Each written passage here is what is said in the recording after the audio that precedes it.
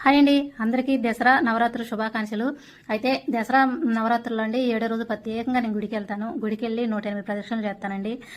7వ రోజునే ఎందుకు చేస్తాను ఏంటిది అనేది ఫుల్ వీడియో మీతో షేర్ చేశాను. చాలా మందికి తెలిసే ఉంటుంది, తెలియని వాళ్ళ కోసం వీడియో షేర్ చేస్తున్నాను. చూడని వాళ్ళు ఉంటే ఇక నేను పొద్దున్న 8:30 మా ఊర్లో 8:30 బస్సుకి అయితే బయలుదేరి వెళ్ళి అమ్మవారి దర్శనం చేసుకొని హారతి తీసుకొని ప్రదక్షిణలు అయితే స్టార్ట్ చేశానండి. నాకు 11:30 అయితే అయింది, మీకు టైం కూడా చూపించాను కదా. ఇక గుళ్ళోకి వచ్చి లోపలికి వచ్చి మళ్ళీ గోత్రనామాలన్నీ చదివించుకొని హారత తీసుకొని కొబ్బరికాయ కొట్టుకొని కూర్చుంటే ప్రసాదం పెట్టారు. ప్రసాదం వచ్చేసి చక్కెర పొంగలు పెట్టారండి. చక్కెర పొంగలు కూడా తీసుకొని తిన్నాక కాసేపు కూర్చున్నానండి. ప్రశాంతంగా కూర్చున్నాను.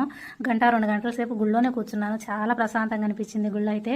కూర్చున్నాక తర్వాత ఇక్కడ ఆవులు కూడా ఉండేయండి, ఆవులు కూడా పెంచుతున్నారు ప్రత్యేకంగా. ఇంకొక విషయం అండి, ఇప్పుడు దేవి నవరాత్రులు కదండి, ఇక్కడ అన్నదానం అయితే జరిగిద్దంట. అన్నదానం జరిగిద్ది అయితే అన్నదానం దగ్గర ఇక్కడ అందరూ ఇచ్చే వాళ్ళందరూ బియ్యం డబ్బులు అందరూ ఇస్తున్నారు. ఇంతకు నేను ఎక్కడో మీకు చెప్పలేదు కదండి, గుంటూరు వెళ్ళే దారిలో ఏటుకూరు అనమాట. ఏటుకూరులో పక్కన రోడ్డు అమ్మటే ఉంటుందండి గుడి.